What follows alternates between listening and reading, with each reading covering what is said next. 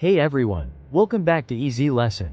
Today, we're going to dive into a classic yet effective activity that helps enhance vocabulary and memory skills, matching pairs. Matching pairs is not only a fun game but also a fantastic tool for reinforcing vocabulary and improving memory skills. Let's break it down step by step. First, let's gather our materials.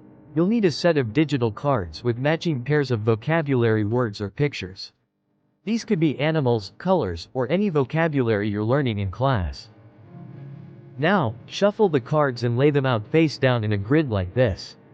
Make sure the cards are mixed up so that the matching pairs are not next to each other. Here's how the game works. Players take turns flipping over two cards at a time, trying to find matching pairs.